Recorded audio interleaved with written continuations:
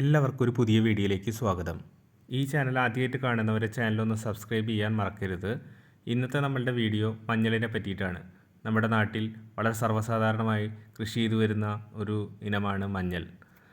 മഞ്ഞൾ ലോകത്തിൽ ഏറ്റവും കൂടുതൽ ഉൽപ്പാദിപ്പിക്കുകയും അത് ഉപയോഗിക്കുകയും ചെയ്യുന്ന രാജ്യമാണ് ഇന്ത്യ.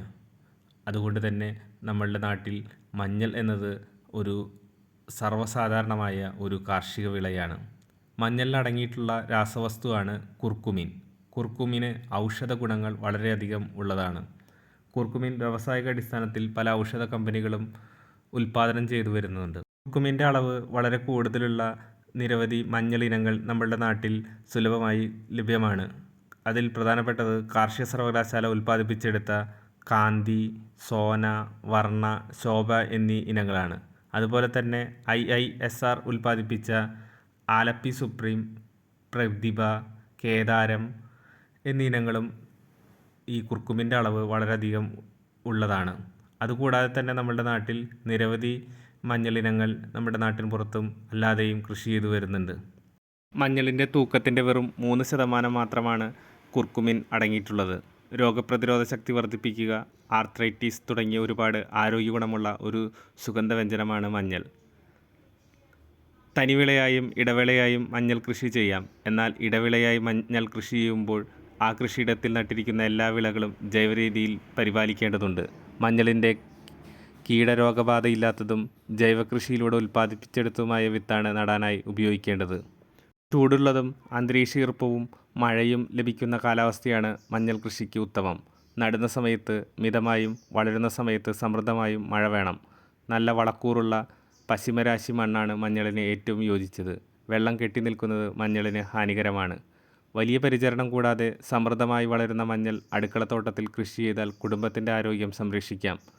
സ്ഥലം കുറവുള്ളവർക്ക് ഗ്രോ ബാഗിലോ ചാക്കിലോ പോലും മഞ്ഞൾ കൃഷി ചെയ്യാവുന്നതാണ്.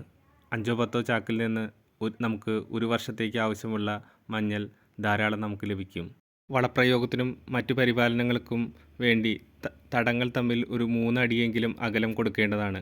ഇങ്ങനെ തയ്യാറാക്കിയ തടത്തിൽ 5 മുതൽ 10 സെൻറ്റിമീറ്റർ ആഴത്തിൽ ചെറിയ കുഴികളുണ്ടാക്കി അതിൽ മഞ്ഞൾ വിത്ത് പാകുക. ഒപ്പം ഓരോ കുഴിയിലും ഉണങ്ങിയ ചാണപ്പൊടിയിട്ട് കുഴി ചെറുതായി മൂടണം. ചെടികൾ തമ്മിൽ 15 സെൻറ്റിമീറ്ററെങ്കിലും അകലം വേണം. 8-10 ദിവസങ്ങൾ കൊണ്ട് മഞ്ഞൾ മുളച്ച് പുതിയ ഇലകൾ വന്നു തുടങ്ങും. നട്ട ഉടനെ പച്ചില കൊണ്ട് പുതിയിടുക. മഴവെള്ളം ശക്തിയായി തടത്തിൽ പതിയാതിരിക്കുന്നതിന് ഇത് സഹായിക്കും. ഒപ്പം പച്ചിലകൾ വീണ് അത് ചീഞ്ഞ് വളമായി മാറുകയും ചെയ്യും. കളകളെ നിയന്ത്രിക്കാനും പുതിയിടൽ നല്ലതാണ്. മുളച്ച് 3-4 മാസം വരെ ചെടികൾക്ക് നല്ല വളർച്ചയുണ്ടാകും. ഈ സമയത്ത് പച്ചച്ചാണകം കലക്കി ഒഴിക്കൽ, വെണ്ണീർ തടത്തിൽ വിതറൽ, പച്ചില കമ്പോസ്റ്റ് നൽകൽ എന്നിവ ചെയ്യണം. മഞ്ഞൾ കൃഷിയിൽ പൊതുവെ കീടബാധ കുറവാണ്. നല്ല സൂര്യപ്രകാശം ലഭിക്കുന്നതിനും ഭാഗികമായി സൂര്യപ്രകാശം കിട്ടുന്ന സ്ഥലത്തും മഞ്ഞളിന് മികച്ച വിളവ് ലഭിക്കും. തെങ്ങ്, കവുങ്ങ്, വാഴ തുടങ്ങിയവയുടെ ഇടയിൽ ഇടവിളയായും മഞ്ഞൾ കൃഷി ചെയ്യാവുന്നതാണ്. 7 മുതൽ 10 മാസം വരെയാണ് മഞ്ഞളിൻ്റെ വളർച്ചാകാലം. ജനുവരി മുതൽ മാർച്ച് വരെയാണ് വിളവെടുപ്പ് നടക്കുന്നത്. ഇലകളും തണ്ടുകളും ഉണങ്ങിയാൽ ഉടനെ മഞ്ഞൾ പറിച്ചെടുക്കാം. വിളവെടുക്കുമ്പോൾ കിഴങ്ങുകൾ മുറിയാതിരിക്കാൻ ശ്രദ്ധിക്കണം. ഇങ്ങനെ ലഭിക്കുന്ന മഞ്ഞൾ പുഴുങ്ങി ഉണക്കിപ്പൊടിച്ച് കറികളിൽ ഉപയോഗിക്കാം. മഴയ്ക്ക് മുമ്പാണ് നമ്മൾ മഞ്ഞൾ നടേണ്ടത്. അതായത് ഏപ്രിൽ-മെയ് മാസത്തിൽ നമ്മൾക്ക് കൃഷി ഇറക്കാം. 1 സെൻറ്റ് സ്ഥലത്ത് നമുക്ക് കൃഷി ഇറക്കാൻ ഏകദേശം 8 കിലോ മഞ്ഞളിൻ്റെ വിത്ത് വേണം. സെൻറ്റ് സ്ഥലത്തുനിന്ന് നമുക്ക് ഏകദേശം ഒരു 100 മുതൽ 120 കിലോ പച്ചമഞ്ഞൾ വിളവെടുക്കാനായിട്ട് കഴിയും. ഒരു ഹ്രസ്വകാല വിള ആണ് മഞ്ഞൾ. അതുകൊണ്ട് തന്നെ നമുക്ക് സ്ഥലമില്ലാത്തവർക്കും സ്ഥലമുള്ളവർക്കൊക്കെ നമുക്ക് പെട്ടെന്ന് വിളവും ആദായം എടുക്കുന്നതിന് കൃഷി ചെയ്യാവുന്ന ഒരു ഇനമാണ് മഞ്ഞൾ. കേരളത്തിൽ ഏകദേശം ഒരു 60-ലധികം മഞ്ഞളുടെ ഇനങ്ങളുണ്ടെന്നാണ് പറയപ്പെടുന്നത്. പക്ഷേ കുർക്കുമിൻ്റെ അളവിന് അനുസരിച്ച് ഗുണവും വിലയും ഓരോ മഞ്ഞൾ ഇനങ്ങൾക്കും കൂടുകയും കുറയുകയൊക്കെ ചെയ്യും. നാടൻ ഇനങ്ങളാണ് നമ്മളുടെ നാട്ടിൽ കൂടുതലായിട്ട് കൃഷി ചെയ്തു വരുന്നത്. അതുപോലെ തന്നെ ഞാൻ നേരത്തെ പറഞ്ഞതുപോലെ കാർഷിക സർവകലാശാലയും IISR ഒക്കെ ഉൽപ്പാദിപ്പിച്ചെടുക്കുന്ന പല മഞ്ഞൾ ഇനങ്ങളും പലരും കൃഷി ചെയ്തു വരുന്നുണ്ട്.